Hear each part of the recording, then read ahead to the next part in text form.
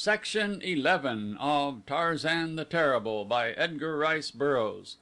This recording is in the public domain. Recording by Don W. Jenkins. Chapter 11. The Sentence of Death.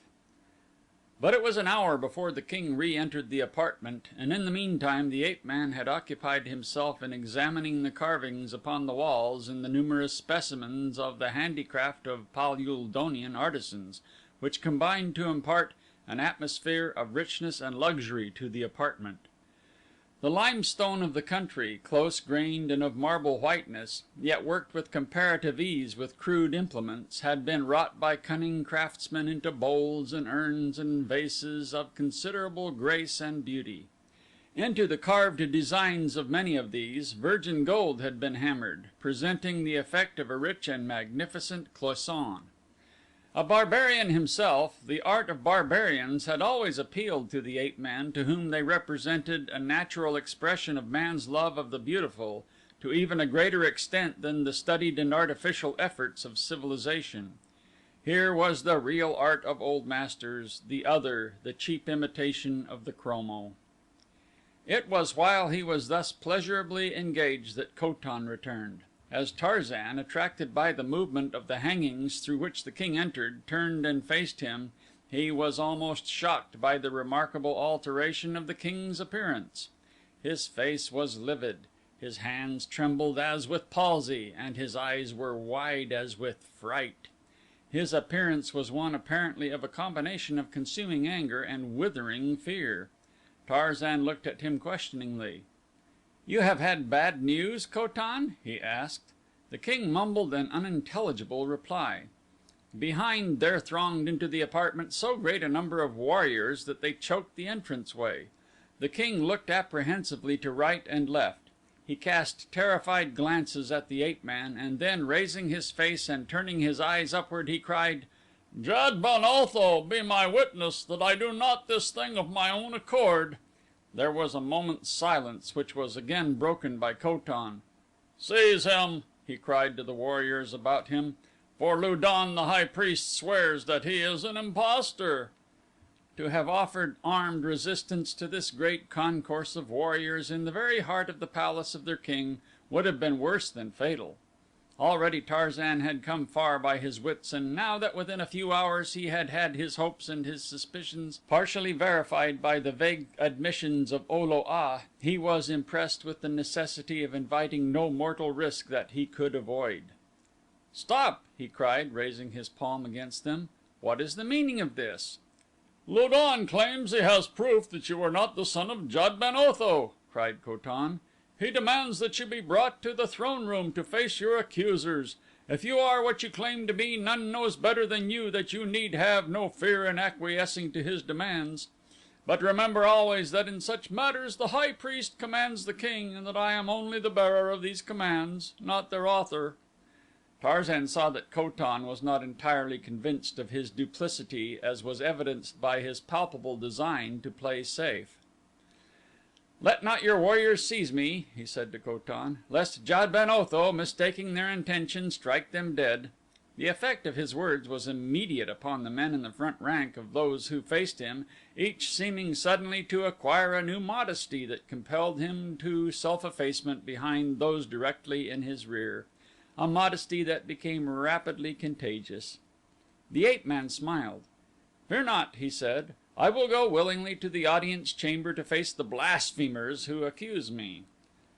Arrived at the great throne room, a new complication arose. Ko tan would not acknowledge the right of Lu don to occupy the apex of the pyramid, and Lu don would not consent to occupying an inferior position, while Tarzan, to remain consistent with his high claims, insisted that no one should stand above him, but only to the ape man was the humor of the situation apparent. To relieve the situation, Ja don suggested that all three of them occupy the throne, but this suggestion was repudiated by Ko tan, who argued that no mortal other than a king of Pal ul don had ever sat upon the high eminence, and that furthermore there was not room for three there. "But who," said Tarzan, "is my accuser and who is my judge?" "Lu don is your accuser," explained Ko tan. "And Lu don is your judge," cried the high priest. "I am to be judged by him who accuses me, then?" said Tarzan. "It were better to dispense then with any formalities and ask Lu don to sentence me." His tone was ironical and his sneering face, looking straight into that of the high priest, but caused the latter's hatred to rise to still greater proportions. It was evident that Ko tan and his warriors saw the justice of Tarzan's implied objection to this unfair method of dispensing justice. "Only Ko tan can judge in the throne room of his palace," said Ja don. "Let him hear Lu don's charges and the testimony of his witnesses and then let Ko tan's judgment be final." Ko tan, however, was not particularly enthusiastic over the prospect of sitting in trial upon one who might after all very possibly be the son of his god, and so he temporized, seeking for an avenue of escape. "It is purely a religious matter," he said, "and it is traditional that the kings of Pal ul don interfere not in questions of the church."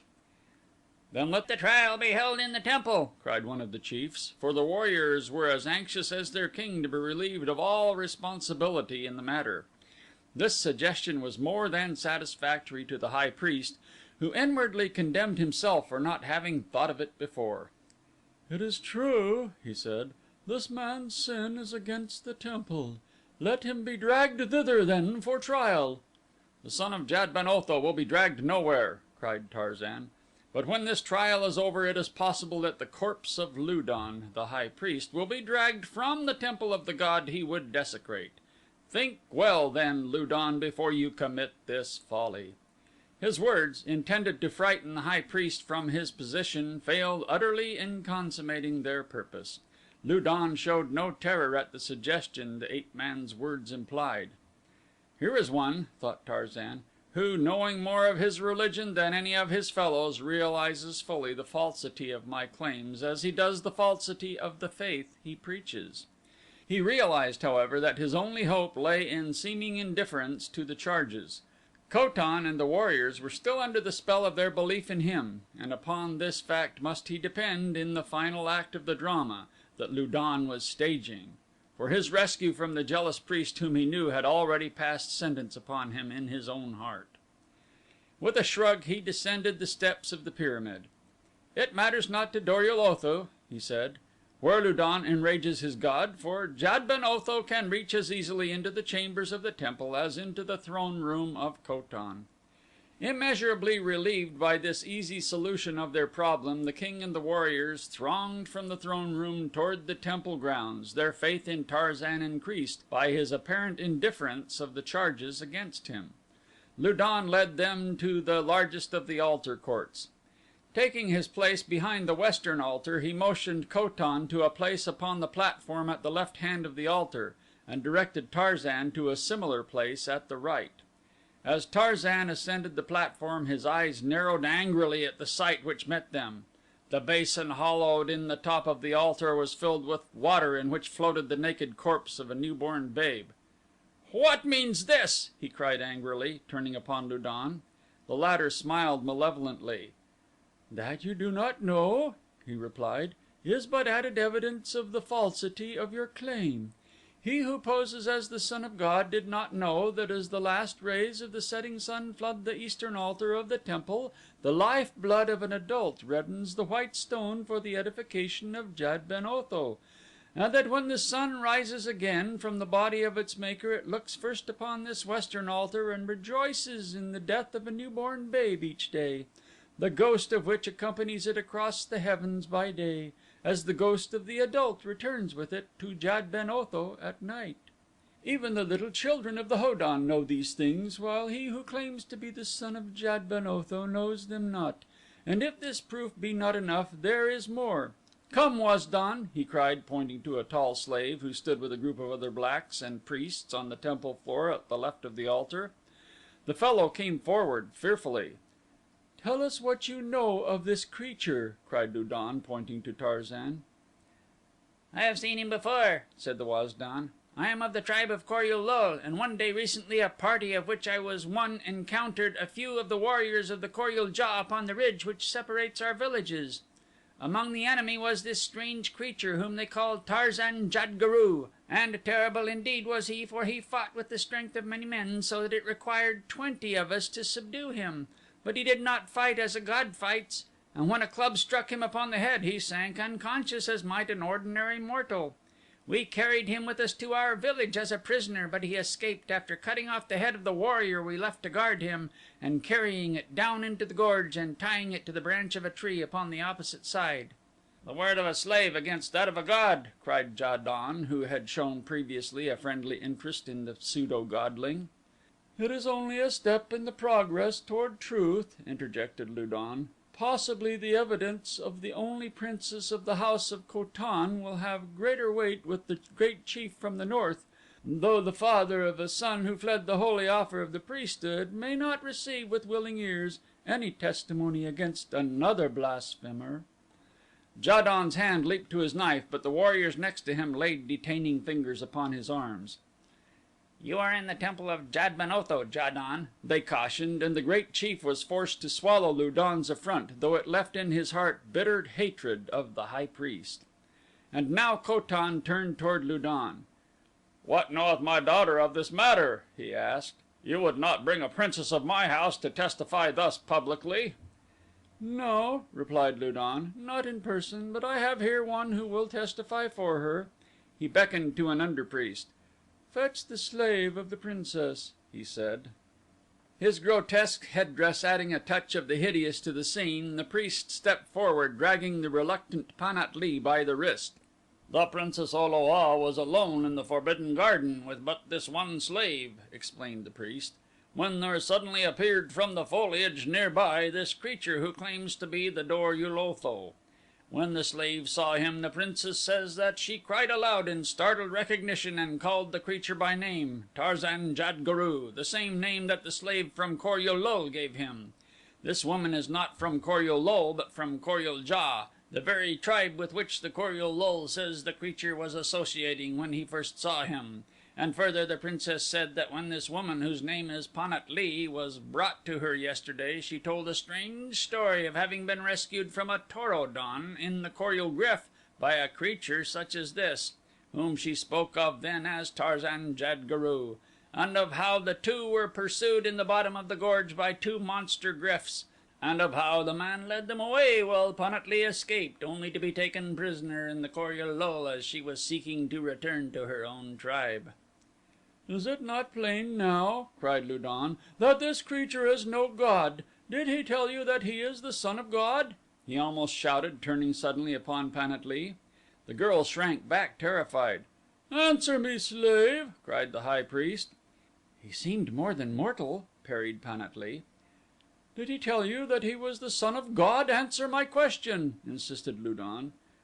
"No," she admitted in a low voice, casting an appealing look of forgiveness at Tarzan, who returned a smile of encouragement and friendship. "That is no proof that he is not the son of God," cried Ja don. "Dost think Jad ben Otho goes about crying, 'I am God, I am God'? Hast ever heard him, Lu don? No, you have not. Why should his son do that which the father does not do?" "Enough!" cried Lu don. "The evidence is clear. The creature is an impostor and I, the head priest of Jad ben Otho in the city of A Lur, do condemn him to die." There was a moment's silence during which Lu don evidently paused for the dramatic effect of his climax. "And if I am wrong, may Jad ben Otho pierce my heart with his lightnings as I stand here before you all." The lapping of the wavelets of the lake against the foot of the palace wall was distinctly audible in the utter and almost breathless silence which ensued. Lu don stood with his face turned toward the heavens and his arms outstretched in the attitude of one who bares his breast to the dagger of an executioner. The warriors and the priests and the slaves gathered in the sacred court awaiting the consuming vengeance of their god. It was Tarzan who broke the silence. "Your god ignores you, Lu don," he taunted, with a sneer that he meant to still further anger the high priest. "He ignores you and I can prove it before the eyes of your priests and your people." "Prove it, blasphemer. How can you prove it?" "You have called me a blasphemer," replied Tarzan. "You have proved to your own satisfaction that I am an impostor, that I, an ordinary mortal, have posed as the son of God. Demand then that Jad ben Otho uphold his godship and the dignity of his priesthood by directing his consuming fires through my own bosom." Again there ensued a brief silence while the onlookers waited for Lu don to thus consummate the destruction of this presumptuous impostor. "You dare not," taunted Tarzan, "for you know that I would be struck dead no quicker than were you." "You lie," cried Lu don, "and I would do it had I not but just received a message from Jad ben Otho directing that your fate be different." A chorus of admiring and reverential "Ahs" arose from the priesthood. Ko tan and his warriors were in a state of mental confusion. Secretly they hated and feared Lu don, but so ingrained was their sense of reverence for the office of the high priest that none dared raise a voice against him. None? Well, there was Ja don, fearless old lion man of the north. "The proposition was a fair one," he cried. "Invoke the lightnings of Jad ben Otho upon this man if you would ever convince us of his guilt." "Enough of this," snapped Lu don. "Since when was Ja don created high priest? Seize the prisoner," he cried to the priests and warriors, "and on the morrow he shall die in the manner that Jad ben Otho has willed." There was no immediate movement on the part of any of the warriors to obey the high priest's command, but the lesser priests, on the other hand, imbued with the courage of fanaticism, leaped eagerly forward like a flock of hideous harpies to seize upon their prey. The game was up. That Tarzan knew. No longer could cunning and diplomacy usurp the functions of the weapons of defense he best loved. And so the first hideous priest who leaped to the platform was confronted by no suave ambassador from heaven, but rather a grim and ferocious beast whose temper savored more of hell. The altar stood close to the western wall of the enclosure. There was just room between the two for the high priest to stand during the performance of the sacrificial ceremonies, and only Lu don stood there now behind Tarzan, while before him were perhaps 200 warriors and priests. The presumptuous one who would have had the glory of first laying arresting hands upon the blasphemous impersonator rushed forward with outstretched hand to seize the ape man. Instead, it was he who was seized by steel fingers that snapped him up as though he had been a dummy of straw, grasped him by one leg and the harness at his back, and raised him with giant arms high above the altar. Close at his heels were others ready to seize the ape man and drag him down, and beyond the altar was Lu don with drawn knife advancing toward him. There was no instant to waste, nor was it the way of the ape man to fritter away precious moments in the uncertainty of belated decision. Before Lu don or any other could guess what was in the mind of the condemned, Tarzan, with all the force of his great muscles, dashed the screaming hierophant in the face of the high priest, and as though the two actions were one, so quickly did he move, he had leaped to the top of the altar and from there to a handhold upon the summit of the temple wall. As he gained a footing there he turned and looked down upon those beneath. For a moment he stood in silence and then he spoke. "Who dare believe," he cried, "that Jad ben Otho would forsake his son?" And then he dropped from their sight upon the other side. There were two at least left within the enclosure whose hearts leaped with involuntary elation at the success of the ape man's maneuver, and one of them smiled openly. This was Ja don and the other Pan at lee. The brains of the priest that Tarzan had thrown at the head of Lu don had been dashed out against the temple wall, while the high priest himself had escaped with only a few bruises sustained in his fall to the hard pavement. Quickly scrambling to his feet, he looked around in fear, in terror, and finally in bewilderment, for he had not been a witness to the ape man's escape. "Seize him!" he cried. "Seize the blasphemer!" And he continued to look around in search of his victim with such a ridiculous expression of bewilderment that more than a single warrior was compelled to hide his smiles beneath his palm. The priests were rushing around wildly, exhorting the warriors to pursue the fugitive, but these awaited now stolidly the command of their king or high priest. Ko tan, more or less secretly pleased by the discomfiture of Lu don, waited for that worthy to give the necessary directions, which he presently did, when one of his acolytes excitedly explained to him the manner of Tarzan's escape. Instantly the necessary orders were issued and priests and warriors sought the temple exit in pursuit of the ape man. His departing words, hurled at them from the summit of the temple wall, had had little effect in impressing the majority that his claims had not been disproven by Lu don, but in the hearts of the warriors was admiration for a brave man and in many the same unholy gratification that had risen in that of their ruler at the discomfiture of Lu don. A careful search of the temple grounds revealed no trace of the quarry. The secret recesses of the subterranean chambers, familiar only to the priesthood, were examined by these, while the warriors scattered through the palace and the palace grounds without the temple. Swift runners were dispatched to the city to arouse the people there that all might be upon the lookout for Tarzan the Terrible. The story of his imposture and of his escape, and the tales that the Waz don slaves had brought into the city concerning him, were soon spread throughout A lur, nor did they lose aught in the spreading, so that before an hour had passed the women and children were hiding behind barred doorways, while the warriors crept apprehensively through the streets, expecting momentarily to be pounced upon by a ferocious demon who, barehanded, did victorious battle with huge gryfs and whose lightest pastime consisted in tearing strong men limb from limb. End of chapter 11. Read by Don W. Jenkins, Rancho San Diego, California. shaggybark.blogspot.com